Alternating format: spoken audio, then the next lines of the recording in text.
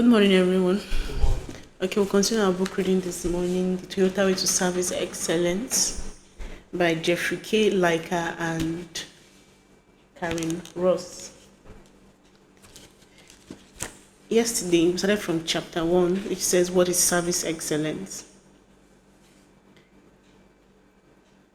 We looked at what service excellence is, which is creating an experience that will make customers come back to you, that would make customers return to purchase again, or that would want to patronize you another time. It also went further to show us how we need lean in service. Yesterday we looked at the story of two customers. One who wanted to buy a gas stop installation, which was where we stopped yesterday. It explains to us his rigorous and frustrating process which he had to go through just to get a gas stop purchase and installation from a particular company. Today we'll continue from there on page 4, still in chapter 1, what is service excellence. So I believe by the time we finish reading this story, we'll know what service excellence actually means and how we can apply whatever we learn in our businesses and in our organizations and personally. Okay, I'll continue from page 4, still talking about the gas stop story of the customer. So on the day of the installation, Debbie waited excitedly for the installer to arrive at 9 a.m., as was their policy. They called in advance to let the customer know that they would be there in 15 minutes. But since they called my cell and I was in Switzerland on a speaking engagement, Deb had no way of knowing that. Once the installers arrived, they efficiently completed the complex job of running gas pipe and wiring above the drywall ceilings of the finished basement. They expertly cut a hole in the shelf of the cabinet below the cooktop to install the gas firing mechanism. Deb was impressed with the installer's expertise and professionalism. The experience wasn't totally perfect, however. The installation was noisy. Deb spent 3.5 hours listening to loud bangings and other noises. It was dusty too. The installers made numerous trips back and forth between their truck and the house, leaving the garage door open the whole time. Deb had to clean the garage after they left, and the smell of gas spread from the utility room through the finished basement and up to the stairs into the living room. But by 12:45 p.m., the installation was complete, and Deb was thrilled to have a gas stop that was properly installed, looked great, and worked. She tipped the installers and they were on their way. Later on the evening, however, Deb and I noticed that there seemed to be a continuous flow of air blowing through the new cooktop into the kitchen. Searching for the source of the problem, we found that an outside duct cover had been forced open by a nail, probably by painters the summer before to prevent the cover from getting stuck closed by paint.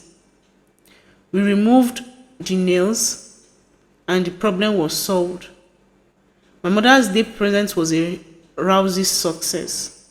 To summarize our experience, total installation time was 3.5 hours. Total work time for the entire process, both value added and non-value added, including the installation, 6.9 hours. Total lead time from start to installation, 13 days. After the installation was complete, neither Deb nor I received any follow-up calls or customer satisfaction survey from the appliance store.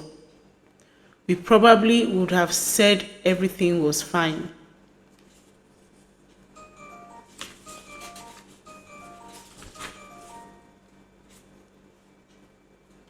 Volvo Automotive Service and Repair. This is the second story.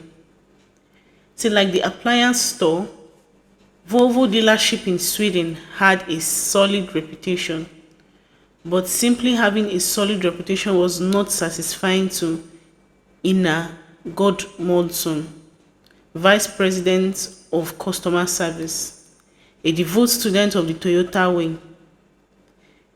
Ina brought many of its ideas to Volvo. He and his team crafted a bold vision to become the world leader in automotive dealer service. Ina started out by determining exactly what Volvo customers valued in automotive service. He had learned from a survey of 100,000 customers that the top 3 things they wanted were 1. Positive relationship, 2. Time reduced to the minimum, and 3. Good problem solving to service and repair their cars. One place Ina and his team focused on making a large difference in service was in the automotive repair bays. In the old system, a typical experience was similar to the appliance store case. A customer needing a repair would call the dealership. A receptionist would schedule a time for the customer to drop the car off to have the problem diagnosed. When the customer picked up the car, he would be told what the problem was and then have to schedule another appointment and bring the car back to be worked on. When the car was repaired, he would have to walk to the cashier's office and pay, and then walk back to the service area to retrieve the car. Generally, the car would stay at the dealership for an entire day for each of these visits, and the customer would not have a car to use to get back and forth to work. There was a lot of queuing and waiting in the process as the customer was handed off from department to department, and often errors were made because of poor communication. One of the early steps taken by Volvo to improve this process was to develop a role called the Personal Service Technician, PST. Under PST, there were, in theory, no hands-off, and the customer dealt with the same person, a technician, from initial call to payment, reducing errors and reducing the time that the customer spent waiting. As VIP of customer service at Volvo,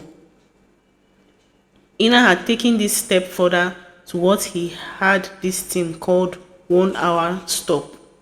A core principle of lean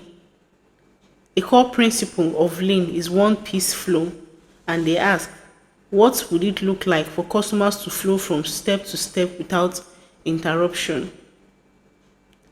The goal was to handle as many customers as possible within their own guaranteed 1 hour time slot.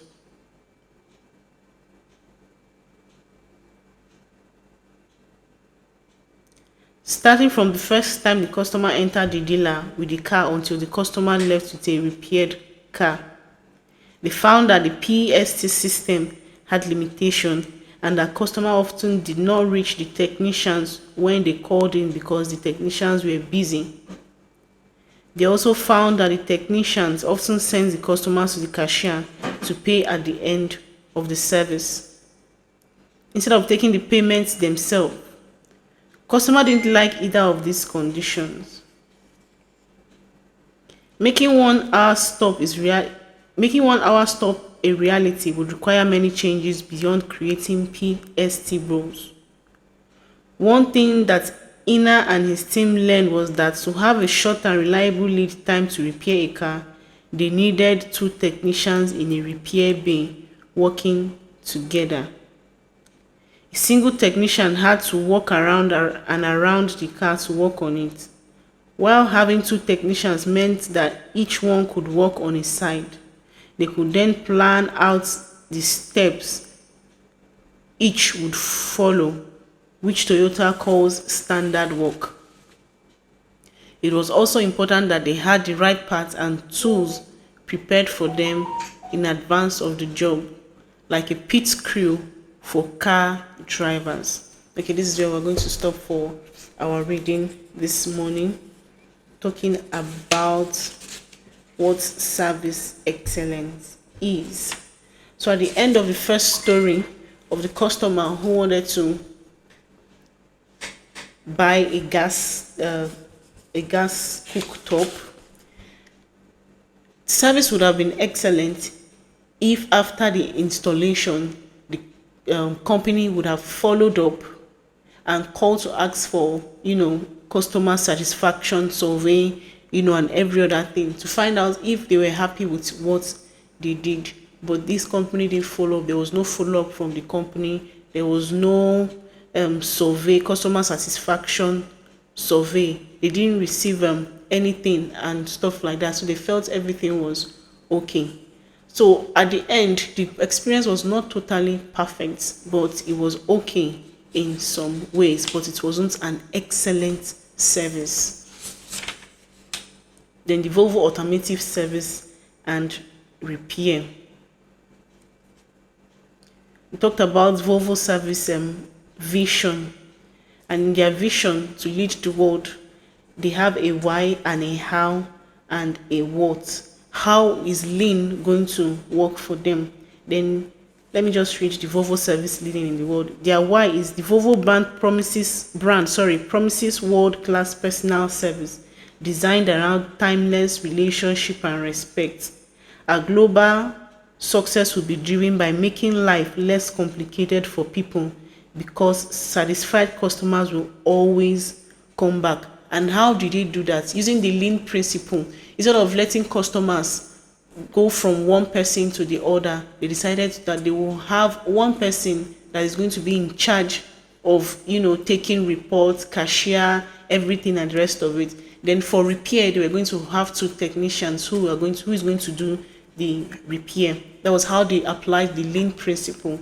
Then in their how, he said, we fulfill that promise through a relentless construction of robust value chain designed around purpose and determination to always put quality first. So they also applied lean in this aspect of assembling cars and also trying to put out excellent service there. Then the award said lean leaders at all levels, high value added logistic, personal and efficient service, easy to buy attractive accessories, connected Volvo customers, and tailor-made offer. So their bookings, their plannings, their checking, the working on the car, the reworking and checkout and everything, you just have to go through one process, like just the diagram is given here. This is what their process used to look like before. From one person to the other, you're going up and down, up and down. At the end of the day, you find out that you're tired and exhausted because you have to go through so many people. But when they applied the lean principle to get an excellent service for customers, you could see that you didn't really have to go through much process. It's just a one-way arrow. Okay, it's a customer value chain in 1 hour step. So decided to make it the process more easier, that customers don't have to spend much time in their shop. You just need 1 hour. Once it's 1 hour or even before 1 hour, the customer is actually satisfied and he or she has what he has come to do, has gotten a solution for his or her problem or for the car that he has brought. So that is just a brief summary of what we read from our book this morning, and I hope we've learned and we've applied it. We will apply it. Thank you.